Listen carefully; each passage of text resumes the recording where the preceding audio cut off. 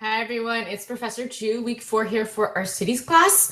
And on this video, I'm going to start by talking about what we need to be a little bit about the assignments that are due this week. And then I'm also going to discuss some of the materials that I gave you, because I know I do tend to give you a couple of handouts and things. Some of this is because this class in particular has a lot of information that needs to be conveyed to you. And I'm trying to figure out the best format to do that, and that's most efficient and interesting to you. So for this week, we are working on or continuing our tour of the Athenian Agora, and particularly of Athens in the classical age. And so our reading this week is all from Camp's book. And while you're reading the book, my recommendation is that you look at the notes that I have prepared. The notes I make specifically keeping in mind the book, and I think Camp presents a lot of information. I think he does it really well.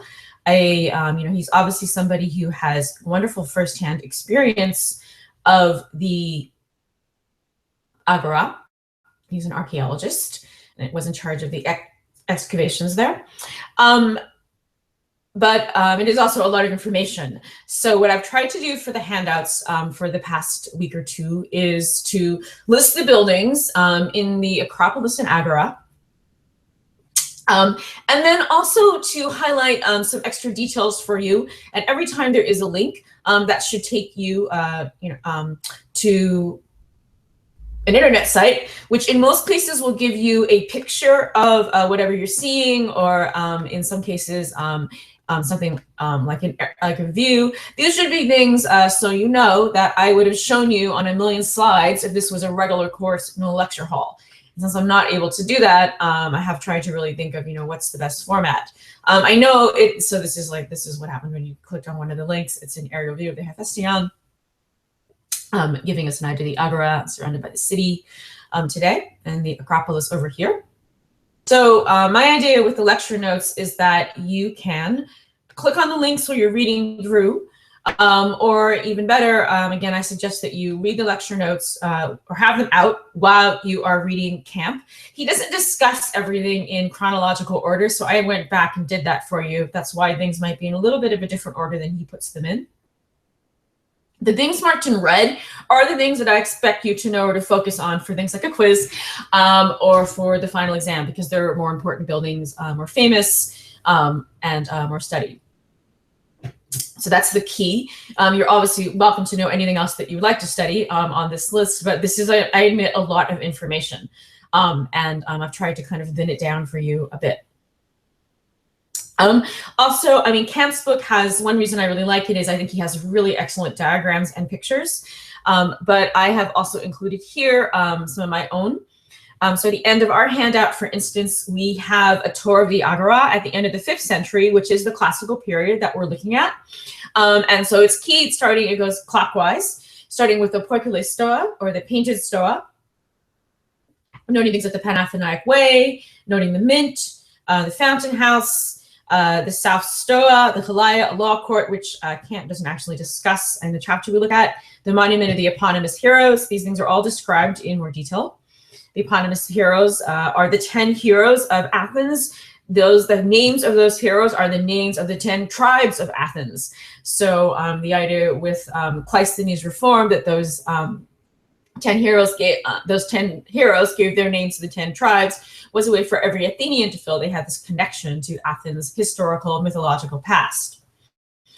Number 8 is some of the boundary zones of the Agora. Those are important because it made clear that you weren't supposed to build private buildings in this public space. So definite understanding of being a public citizen, public property versus private property. Number 9 is the Dolos, which is which was the house where officials were able to dine, for instance, and also because those who were overseeing the business of the city every day were fed at public expense. The old Bouleuterion, which is where the Boule, the Council of 500, met, the Hephaestion, which is up on this hill, actually, It is the temple of Hephaestus, the god of the forge, the stoa of Zeus, an unusual building because stoas usually, so there's a couple different types of buildings that you've probably seen a lot of stoas, and also this the royal stoa. Stoas generally tend to be buildings that are used for civic or government purposes, or that can often mean they're used for business because they are colonnades.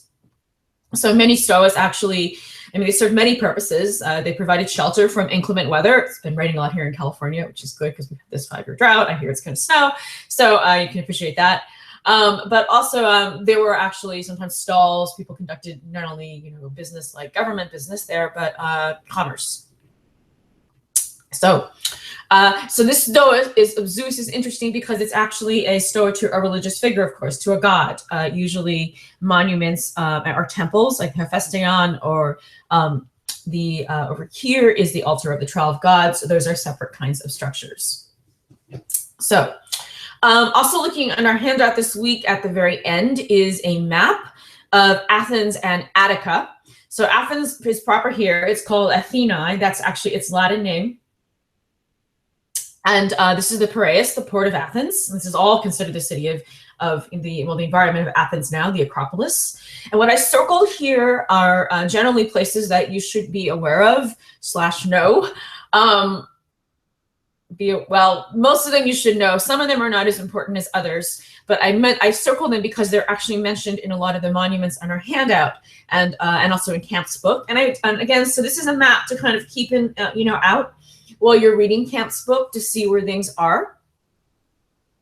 And also while you're looking at the lecture notes. And, the main problem with this class is that what we really should be doing is spending spring break going to Greece and actually seeing where all this stuff is and looking at it. But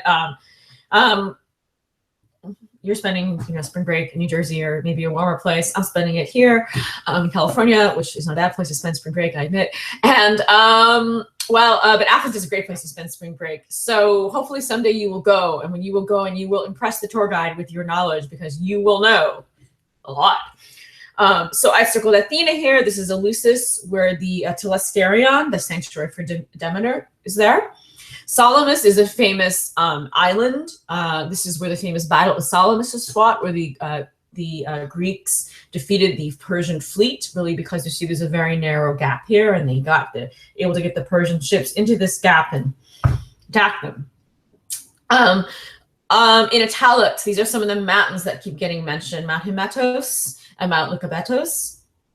And then these are also, believe it or not, all of this area here, this is what we call the demes, these towns, the demes of Athens. And so these are these smaller communities, villages, and rural farms that really were considered part of Athens. So the Athenian boule, government organizations, drew on people from all these places, both on the coast and inland. As you can see, Greece is extremely mountainous. You really notice that when you're traveling there. Actually, the Athenian demes extended very far, all the way up here. There is a sanctuary to Nemesis here.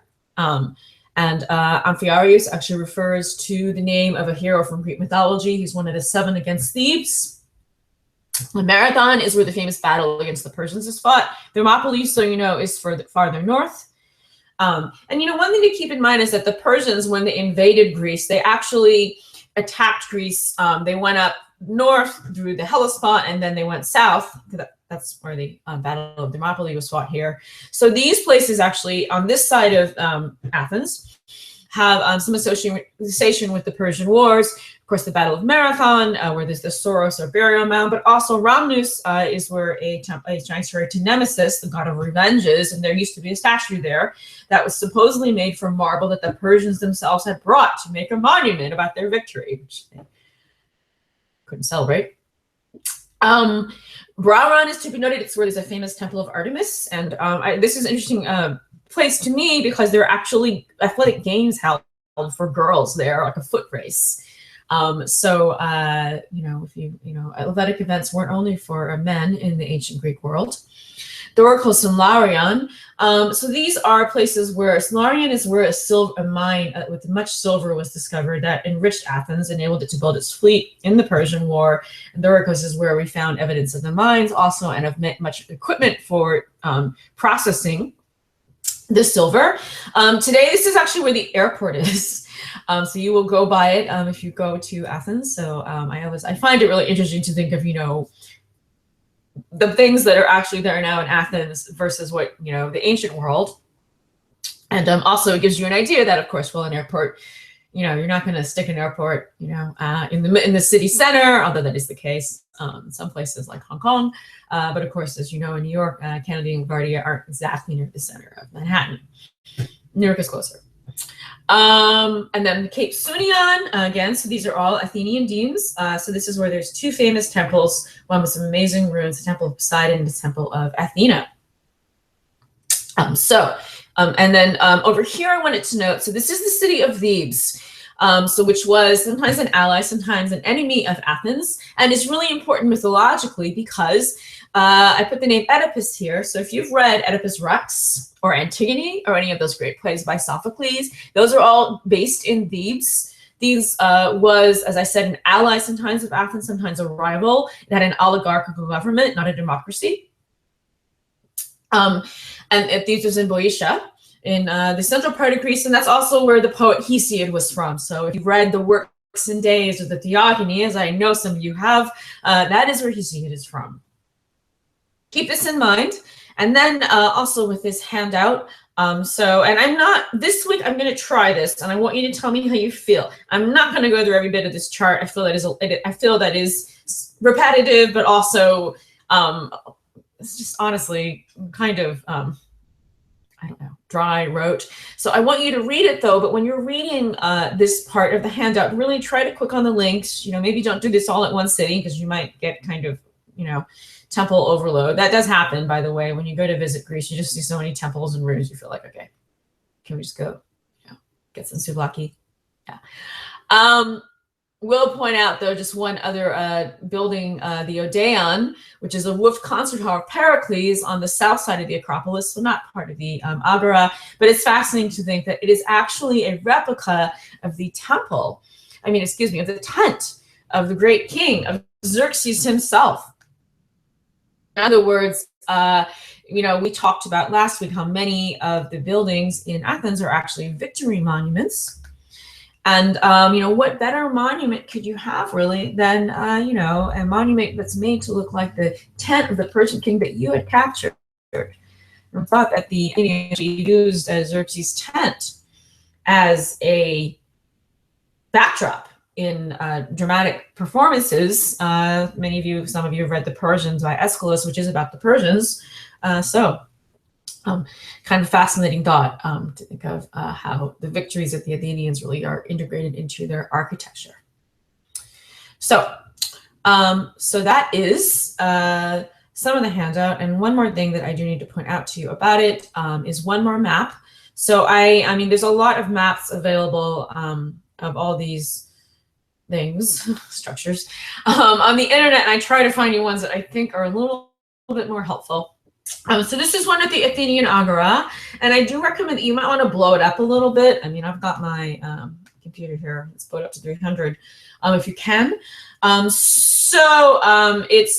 chose this diagram because it has the Acropolis in it and also the Agora, which I like it for that reason. One thing though I think you need to keep in mind is that this diagram is from a different orientation, okay? Because the Agora is to the north and west, so this is north going this way, okay? This is actually all of the Acropolis is in the center of Athens. So this is the north slope of the Acropolis. This is the south slope. The Odeon, the Theater of Dionysus are on this side. My hotel was on that side. That's how you orient yourself when you go somewhere, right? A hotel. And the airport would actually be heading out this way, so the mines. So the Acropolis then is in the northwestern part of Athens, and this diagram is different in orientation from the one that is at the end of this handout. Okay, because in this diagram, north is this way. Now, one way that I try to keep these things in track in my head and I know it's harder for you if you haven't actually been to Athens, is to think of a building that's kind of like an anchor point. So I recommend the Tholos perhaps as a way to orient yourself, because it's round and it's really the only round building that you consistently see.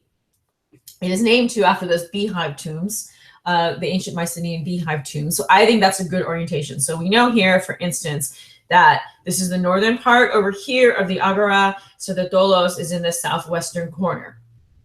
So keep that in mind. When we go to look at this diagram over here, though, the Tholos is now here. So this is the southwestern part of the Agora. This is the northern part over here. So that is a little confusing. So you have to think about that when you look at all these diagrams. And I know they probably, if they're turning into mush in your head, well, that's one of the reasons for some things that were on the quiz, but sticking to the subject. So this is the Pan-Athenaic way. So what I've underlined here are several things that I want you to know, that I have been emphasizing. And of course, the Tholos, the Boletarion, the Metron, and the Mint. This is the temple for Hephaestus, up on a little bit of a hill. Not so clear at this drawing. These buildings you can ignore for now, at least for this week. They are actually an addition to the Agora built by the Romans when Greece was a Roman colony. So I also recommend, while you're reading camp and the notes, have this diagram out. And as you're reading, try to figure out where things are. I mean, and if you feel overwhelmed trying to figure out all these buildings, which is completely understandable, just focus on the ones that are underlined. Those are the main ones. I mean, I do expect you to know the Parthenon, the Propylaea, the Pinothoteke, that's the building with the paintings on the left, the Temple of Athena Nike, the Erechtheion, Acropolis, of course, and this is the Pan-Athenaic Stadium over here. But I think, if you can maybe limit yourself to what you feel like you have to learn, that can be of help. So let me know how that goes with reading. If you want me to provide more of a detailed lecture about all of these buildings, I'm really happy to do that. But I feel sometimes,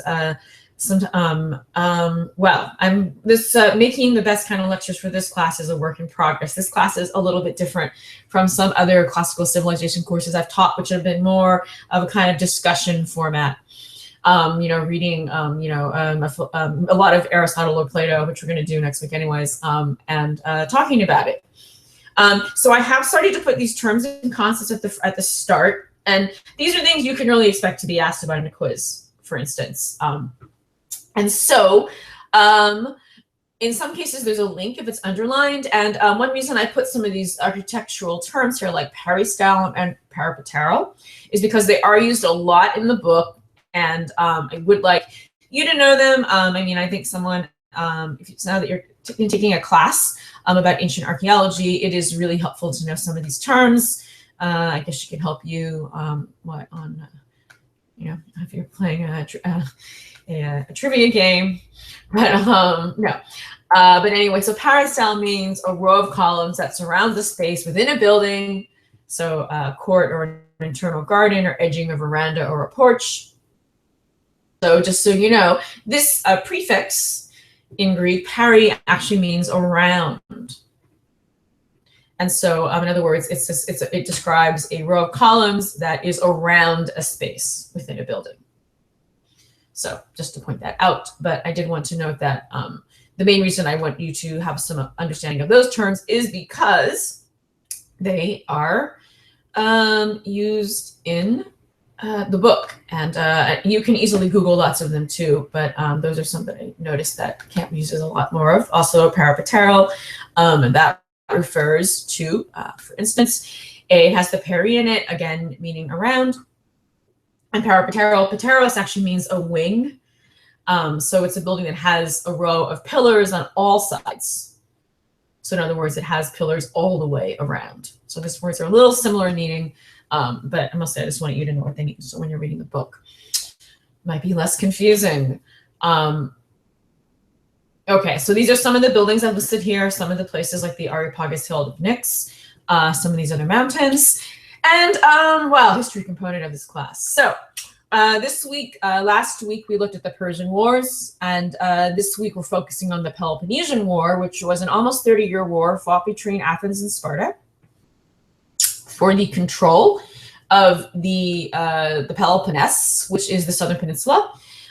It is the peninsula that Sparta is located on, and Athens is just north of. Now, I put up for you a presentation. This is actually made for a class on Greek civilization, so it might look a little familiar to some of you, but the information holds. You do not need to know everything in this presentation at all. It is really provided for your knowledge, especially if you haven't studied some Greek history. And I highlighted on the handout the things I do want you to know about the Peloponnesian War. But basically, yes, so this is a war between Athens here and Sparta and their allies. So Athenian allies are in orange, the Spartan allies are in the green. And what's interesting to notice is not entirely, but there was kind of a split in terms of governments types. Sparta was an oligarchy that was ruled actually by two kings, a very constitution, and many of Sparta's allies tended to also be oligarchical states, sometimes ruled by a tyrant, which is a ruler who holds absolute power, doesn't have a legitimate reason for doing that other than that he seized it. Tyrants are not necessarily bad in the ancient Greek world. So that includes Thieves and Corinth. Notice how close these people were to the Athens. And well, Athens and also Sparta was also allied with the northern part of Greece, Macedonia, which did not have oligarchies or democracies, but actually had hereditary monarchical form of government. This is where Alexander the Great is from. Excuse me, he's from up here. This is Macedonia. But you can also see, though, that Athens had a lot of allies, okay, in the northern part of Greece that I just pointed to, but also really around the coast, especially these islands. So this is partially due to the fact that Athens, after the Persian War, became a very powerful city-state because of its fleet, offering protection to many of these islands from the huge Persian Empire and collecting tribute, which originally was kept on this island of Delos. The Athenians decided that it was safer for the treasury to be in Athens, which is why they moved it. And as a result of that, that's one of the reasons that Sparta said, Athens is just getting way too powerful. We need to do something about this. And then also this western coast of Turkey is called Ionia. It is Greek speaking and Greek culture. Athens had allies and colonies here, including the famous city of Miletus, which is kind of where the Persian Wars start. These are each star notes a famous battle between the Athenians and the Spartans. And the only things I really, really want you to know, partially for just your information purposes, is who Pericles was. He's the great Athenian statesman who died of a plague that occurred in 429 BCE. Where's my plague slide? Find the plague. Oh, here's the plague. It's not the plague slide. Plague. The Plague of Athens. You should know about the Plague of Athens, which occurred right at the start of the war and was really had a devastating effect. It led to the death of Pericles, who some say that if Pericles hadn't died, the war would have gone differently, because after Pericles, Athens was ruled by a series of archons and generals who, in retrospect, including the very charismatic Alcibiades, did not have his kind of vision or appeal, shall we say, for bringing together the aristocracy and the democrats in Athens. So, should know about the plague. Should know about the long walls, which, so Pericles' great strategy was that, when we looked at the map of Attica, that all those people who were Athenians who lived in Attica, in all those other places, up and down to Cape Sunion and north from there, they would all come into the city of Athens. Athens would be protected by its long walls, which had been built starting under Themistocles. And because of these walls, Athens would have secure access to its port in the Piraeus, and a result would not have to worry about grain, because at this point the Athenian Athens was not able to produce enough grain to feed its citizens. And this is an important thing to think about, because of course manpower counts a lot for your army. Sparta also was a very populous city-state at this time. Phaleron is another port. The Lissus is a river, so is the Eridanus.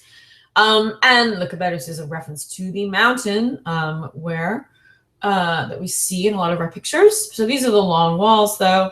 So again, the Agora to the northwest of Athens. So if you, if you want to read all of this about the Peloponnesian War, that would be great. If you have any questions that also come up for you, please ask me. I just don't want to bore everybody, overload everybody, excuse me, with details about this very long war. You should also know about the Sicilian Expedition. This was a famous and disastrous expedition for the Athenians, in which they sent a huge fleet of ships they thought, to conquer the island of Sicily, because they wanted the resources there, especially timber, to build their ships, and of course manpower. Many of these cities in the island of Sicily were very wealthy, like Syracuse. They were ruled by tyrants, and Athens made a huge misjudgment about this, you could say. They initially had some victories, but were eventually soundly defeated and misled to some extent by people who they thought were going to be their allies. Anyways, it was a huge defeat. Athens lost much of its fleet, and then would lose much of its fleet again after another military defeat at Agopostami. You should also know about Alcibiades, who is really was as I said, the charismatic general archon, who is really one of the key figures in the war. Unlike Pericles, under whom though there was a much building and temples and sort of growth of the Athenian built environment that we've talked about. Although the building of many temples did come to a halt because of the war, though some things still continued. Alcibiades didn't really leave us any archaeological sites, or mostly he's remembered as a historical figure, apparent also in Plato's Symposium. So that is my suggestion, just for you to take a look a little bit at that presentation, so you can get some idea about the Peloponnesian War. It was a very long war, and one way that we see it reflected is in what happens in terms of the building in Athens, namely that doesn't grind to a halt, but as you'll read, a couple of the temples that were found this time, they don't have the columns don't have fluting. Fluting refers to those ridges on a column. They're just smooth all the way around. So the idea was that people were still building things like temples, but they didn't have time to add all the decoration. Another thing to keep in mind, of course, is this is the Agora in 150 BCE or AD. So in other words, this is the Agora under the time of the Romans. So many of these structures, for instance, did not actually exist at the time of the Persian or the Peloponnesian Wars. This over here, of course, is under the Romans. And so, in other words, even though Athens was defeated by these Spartans in the Peloponnesian War, this by no means meant that the city of Athens and the Agora declined. If anything, they became greater than ever. Many of these buildings were rebuilt over time. And so Athens was certainly very humbled by losing the war. But on the other hand, it's not that the city of Athens did not fade at all. And indeed, one way that you can think about that is, well, the last item I have here on this list of monuments is actually the Lyceum, which is the site of the school of Aristotle, the Greek philosopher who we've been reading. It's a gymnasium. Gymnasium means it is actually a school. Well, that word is still used that way in Germany, for instance. To refer to school for children. And originally it's called the Lyceum. It originally was a grove to Apollo Lucaeus, which actually means Apollo the wolf. So in other words, Athens still still remains a philosophical and cultural center even after the defeat of the Athenians in the Peloponnesian War. And in fact, many of these theaters, as we know them, like the Theater of Dionysius, which you can still see, or the amazing Theater of Epidaurus, which you must see, with their round orchestras in between Athens and Corinth, were actually built after the Peloponnesian War. So Athens must have had pretty good resources to still, considering that it lost most of its fleet. Just to go up and down here. Another thing that I personally found very interesting that Camp discusses is actually things like that happened in the late 4th century under Lycurgus.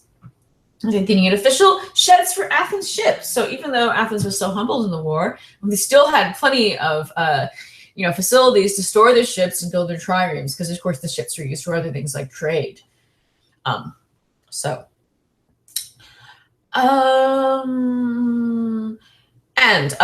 this chart here is sort of just a summary of the Peloponnesian War. Within red, the things that I really want you to know. Take a look at the map at the end to find Decelea, the northeastern deme of Attica, and you'll see this was the Spartan strategy. They managed to cut off Athens from the rest of their trade routes, and so they kind of starved them, and eventually were able to that way to kind of fritter away at Athenian power. And then Spartans actually ended up getting some assistance from the Persians, yes, to build a fleet. So. And I added just some other historical events here, including 399, the death of Socrates after the end of the war, and kind of take you up just a little on this chart. We'll talk more about it next week, just to point out really what's the end of the classical world, namely when Alexander the Great comes into power. And then the Agora undergoes some other changes again. Interestingly, even though Philip of Macedon defeated all the Greek polis at Chaeronea, which is in central Greece, he didn't raise Athens or anything like that. Athens sort of flourished afterwards. I think a sign of the respect held for the city and understanding of its importance. This is just a little list of these different periods that we've talked about. And so when you're writing your assignment this week, which is a short essay, a biography of Athens, you should keep these different ages in mind. Now, it's a short essay. You're not supposed to be writing a 10-page paper. You're welcome to do that, but you don't need to. So what you really need to focus on for your essay this week as you take Athens through the Bronze Age, the Dark Age, the Archaic Age, the Classical Age, is to think about the principle of selection. Namely, I would suggest that maybe you have one paragraph for your short essay where you give kind of an overview of some different aspects of the different periods of Athenian history. And then for maybe a second or third paragraph, choose a site. Choose the Acropolis, or even choose the Agora, the Keramikos, and explain what happens to that one area in different periods of time. So, you can kind of start with a general overview of the history of Athens and then focus on something specific. And one thing I would say in writing essays for me, and in general, especially writing, I think, about the archaeological record, is it's really, really important that you focus on details. There's a lot of detail in this class, and so figuring out how much and how little is a trick. But one reason we're having this assignment is to give you some idea of, when am I putting in too many details about a building? You don't need to have like a Wikipedia, a encyclopedia entry when you're talking about a building, but you do need to have enough information. There are some details that we need to know for this class. So send me questions if you're not sure about how your biography is going. If it's a little bit long, don't worry about it. And really try to restrict yourself to the sources we had here, the camp book and the lecture notes and the presentations. Just because, I think that'll give you some materials so you won't overdo the research. The quiz. I just want to say that I'm getting really good feedback from a lot of you about the quiz format. I know it wasn't perfect. Those quizzes are a little bit of a work in progress, and they will always have the short answer questions, because I know those are kind of the freer part where you feel you can fudge a little, or at least, show your knowledge by explaining things. But I do think this class involves learning a certain amount of technical language, the names of the buildings, the pediments, the metopes. If there are questions on quizzes that ask you that kind of specific information, I'm working on the grading scale, so you won't, just because you get maybe 5 out of 10 wrong, that doesn't kill your quiz score. But is this sign for you to see how am I learning this? Because I want, one thing about this is an online class, so even though I'm trying to, monitor and, be helpful and supportive and all that, what you're learning, you still have, the quizzes are also meant to give you an idea of how much you're really taking in with the class, So maybe if you didn't do as well as you had hoped or thought you were prepared for on the fill in the blanks part of the quiz, that should just be assigned to you. Okay, maybe I need to, take some more notes. on that part, or just make sure I always know what those terms mean. So we'll have a quiz next week, but this week we're writing a biography of Athens. Send me any questions. I'm really enjoying this class. I'm learning a lot, reviewing a lot, and really someday, highly recommend it.